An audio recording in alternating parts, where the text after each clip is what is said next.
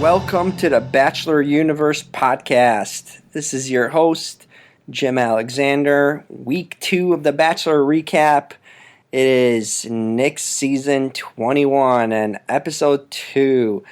You probably heard the first episode, and we broke down all the women that arrived and the ones that left.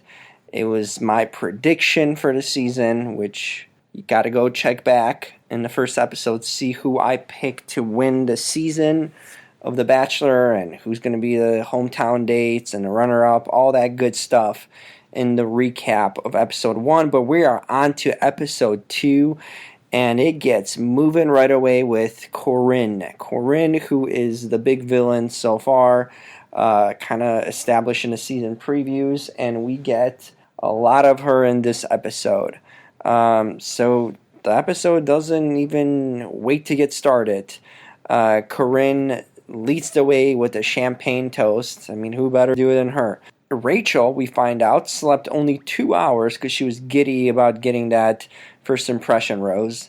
Girl, get some sleep. That's probably the best advice for you at this point. So, of course, Chris Harrison arrives with a date card. And somehow, I don't know how they allowed Josephine to read it. It might be the last thing she does in that house. The group dates consist of Corinne, Vanessa, Sarah, Alexis, Haley, Lacey, Brittany, Jasmine, Raven, Daniel L, Taylor, Elizabeth W. There's a lot of names. There's a lot of women still here. Soon that number will be dwindling quick. So the women kind of jump into these Navy convertibles that I've been waiting for them. Looks pretty fancy. There's a GoPro camera attached to the back seat, so that's really fancy. And they are off to a group date for a wedding photo shoot. Yeah, and the tricky thing about it is half the girls don't even get a wedding dress on the shoot, so not quite the wedding for all of them. So some of them just going to have to learn how to be bridesmaids for life, right? Can't get the dress, not good enough, apparently. Maybe they're just out of budget on The Bachelor. That's been a problem in the past, judging on the locations and events they've done. So yeah, Corinne, of course, uses this time to brag about kissing Nick on night 1. And she ends up being a bikini bride. So she's dressed in a bikini and with a veil. So she's going to flaunt it all until she finds out that Brittany is going topless. Yeah, Brittany's got a leaf literally covering her breasts and her privates. So yeah, kind of like Adam and Eve style. So I take that over Corinne's bikini stuff. Bam. Corinne got beat to that. Yeah, it's just like some of these outfits are just ridiculous. The women were just not even dressed as like brides or bridesmaids. They had some silly dresses. They're like gimmicky themed things. Taylor gets a princess theme, so that was her thing. She does make out with Nick, so there's progress. Women were actually happy for her, besides Corinne. Surprise. So the action takes you back to the mansion. And in the mansion, Liz. She's the center of controversy also. She slept with Nick. And now she's kind of sheepishly like smirking around as the women kind of fantasize about kissing Nick. We know Nick has done that with Liz already. So quickly back to the shoot. They basically give you a shot of Liz just sheepishly kind of smiling to just show that there's women in the house. So actually Nick gets the leaf outfit too. So his junk is covered by leaves, so he goes hand in hand with Brittany. They kind of look like a good couple, Adam and Eve. The biggest issue here is that Nick apparently has not seen the sun in about a decade. Um, Anything above his knees needs some tanning. I mean, the guy just goes from pasty white to like having tan. Someone spray tan him or whatever. Get that at least somewhat visibly, close enough to meshing and not being two different skin tones. Someone missed that one big time. But Nick is not quite the tanner apparently. So there we go. But Corinne, this is her time. Corinne is in business for herself, and that would include lifting her top off. Yeah, so all her boobage is on display for everyone, and she has this pool picture photo shoot in the water, and Nick has a grasp, literally, of her boobs. So there we go. So when we thought Clint had something going on, back with Caitlyn in a pool photo shoot, oh no, this one is way better. Now, on to the winner of this photo shoot challenge, judged by the photographer himself. Now, who would he pick? I mean, you have Brittany and her leaves. You have some other goofy. Of course, he's going to pick Corinne because she got naked and he got to shoot those photos. So we got the perv picking the pick, and that was biased, clearly. So the grand prize for this is basically more photo shoot, which I don't feel is a grand prize. But she does ride away and have a little soul time with Nick. Just an opportunity to get her tongue down his throat and vice versa.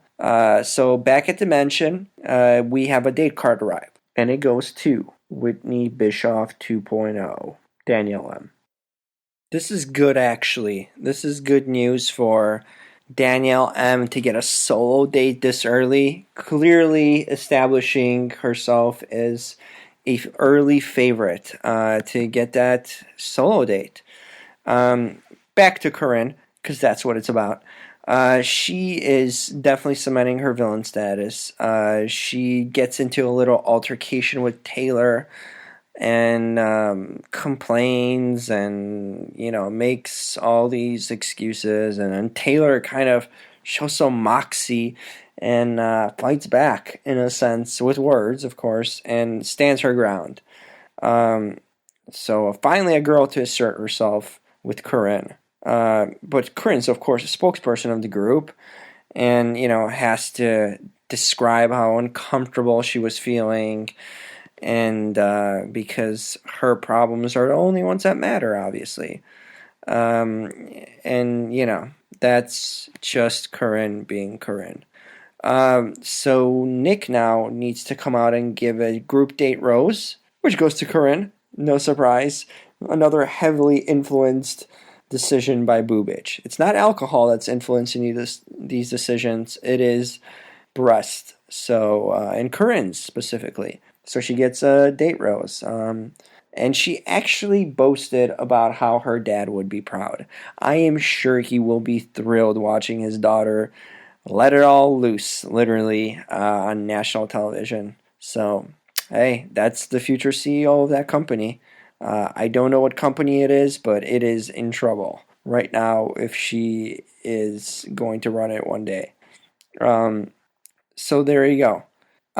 Corinne then has to brag to Lacey about getting a rose. But she actually said something really funny that I caught on when she was talking to Lacey about getting the rose. She tells her, when I was talking to him, he was listening, and guys don't listen to me. Now, if truer words could have been ever said, that pretty much explains it all. There's Corinne for you in a nutshell. I wonder why guys don't listen to you, Corinne. Who knows?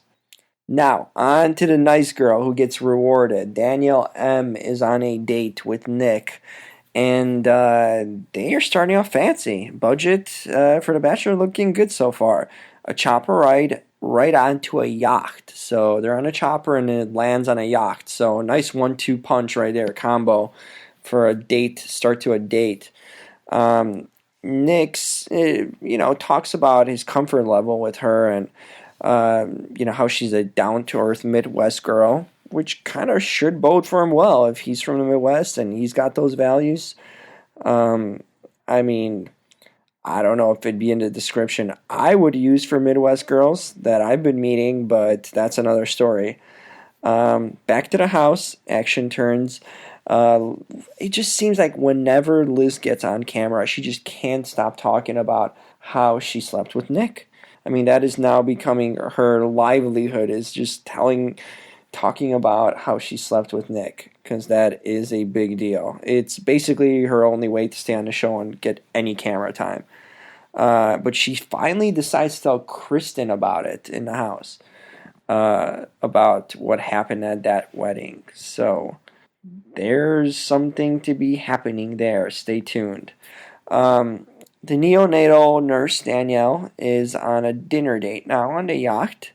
So they kind of start talking about like past experiences, and here we go. Nick starts rehashing about his past with Andy and Caitlin and Bachelor in Paradise. And I hope this doesn't become like the theme and topic of the show this season. Every time these girls want to find out about something about him, he starts rehashing about the last 2 TV relationships he's had.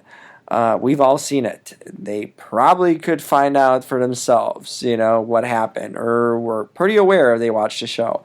No need for this guy to constantly remind us of what he did and where he did it, because we all have seen it. We know his history. It sucks, because he is the guy left at the altar. But Danielle drops a bombshell, actually. And the big thing is that she was previously engaged and her fiance died due to an overdose. So that's pretty hardcore and hard-hitting news. That was really surprising to hear Danielle, who's this like well put together woman and very responsible seemingly, and who knew that she went through so much, had a fiance that overdosed and died. That's a surprise. You could tell Nick was surprised and caught off guard by that. So there's definitely the mini shocker so far. Just Danielle's past.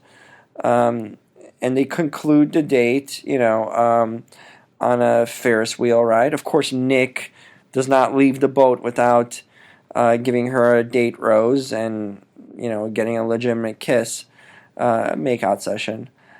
So there it goes. The date ends on a Ferris wheel ride. That's a really nice, solid date. Kind of upper tier kind of date. I mean, you have a yacht, you have a helicopter, you have a Ferris wheel ride. You do a lot. That's a solid date for Danielle. A first date too.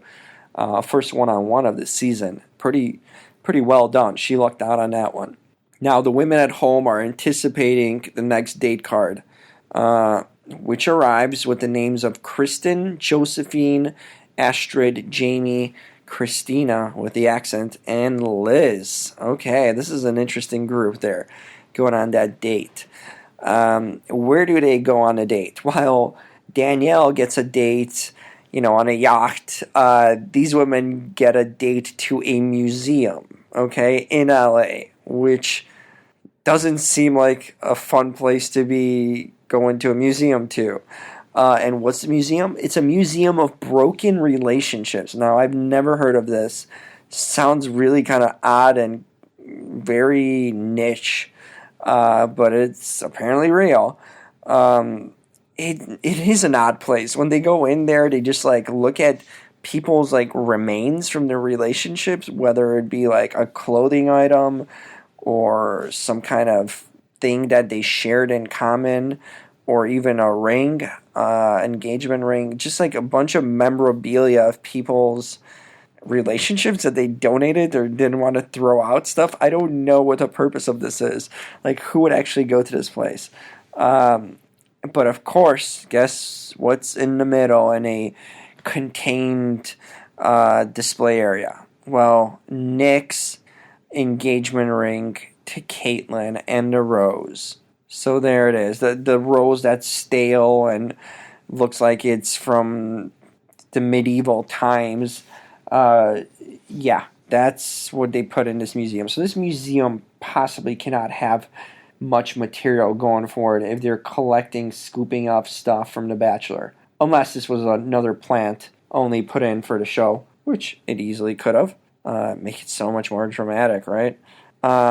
So then, what are they going to do there, just besides walk and kind of look at these displays?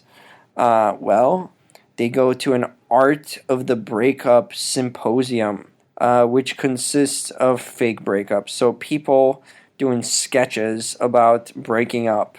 And initially the women are actually like not in on this and surprised and like stunned that these breakups are happening in front of them, and it's not really legitimate even to begin with.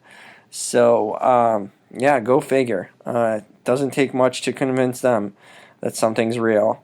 And the whole point of this date is they are going to participate in this. And who goes in their right mind to watch a breakup be reenacted and played out? It's like a live theater of breaking up, as if no one's ever been through that or know what it's about.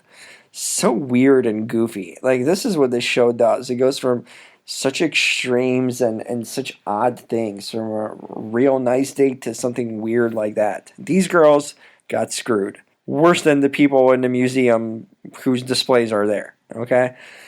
So now the Liz Chronicles, okay? Now, this is the big thing. Started off with Corinne and her drama, but Liz is where it's at.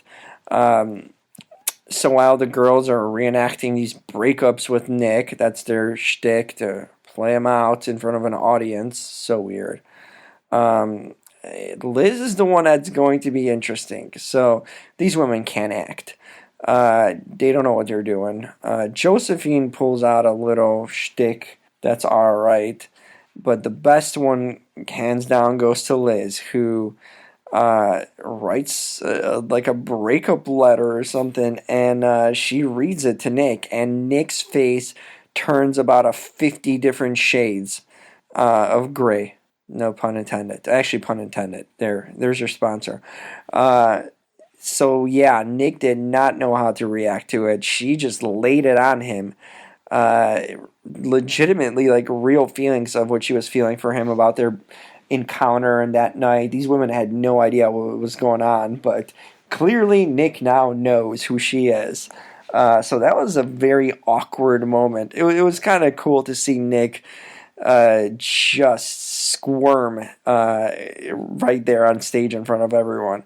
It was probably one of the more real moments of the season. So there it goes. So yeah. So then Kristen is kind of left with bringing up the whole list thing for the women afterwards. And Nick feeling the pressure of that. His secret's about to be let out and everyone's going to find out. Starts, finally he decides he wants to talk to Liz, actually. So suddenly he becomes a talkative guy that wants to talk and not avoid her. Well, about damn time this convo happens, right? Time to see what it's going to be.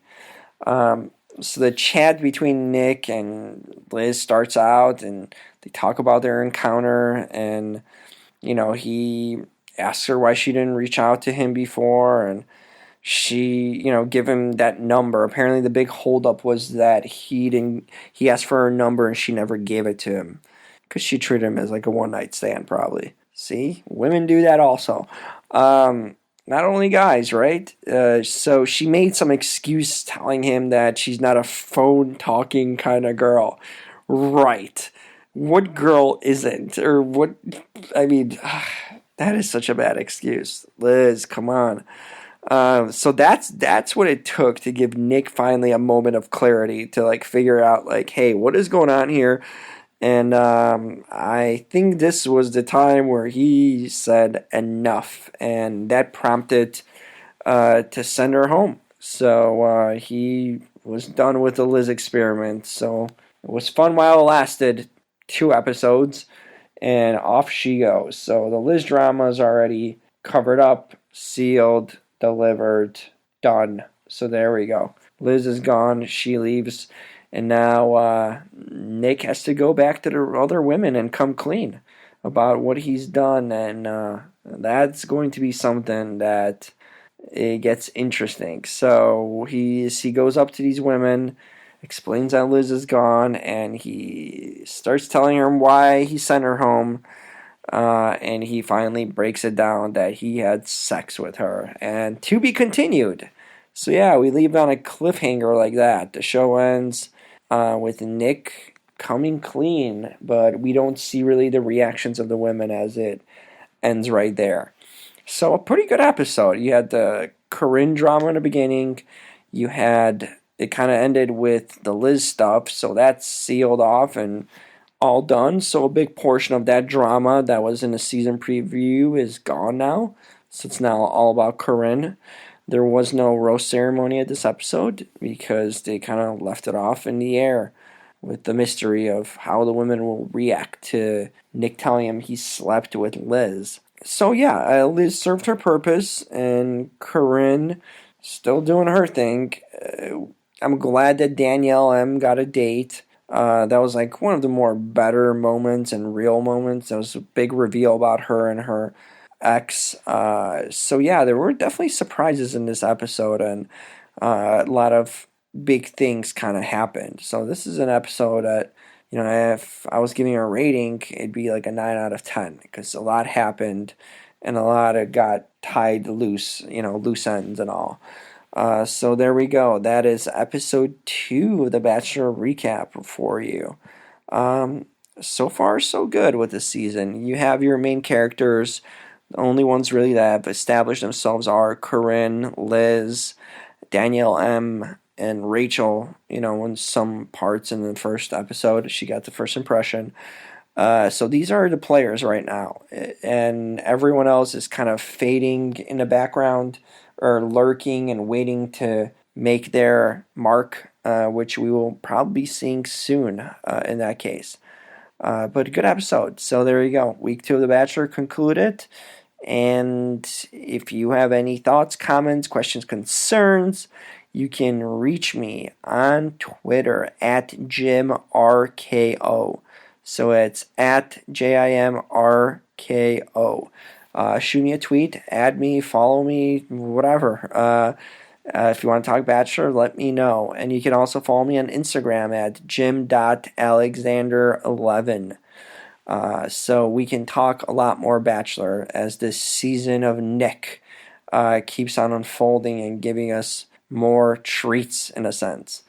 So that will do it for today's episode 2 of season 21 of The Bachelor.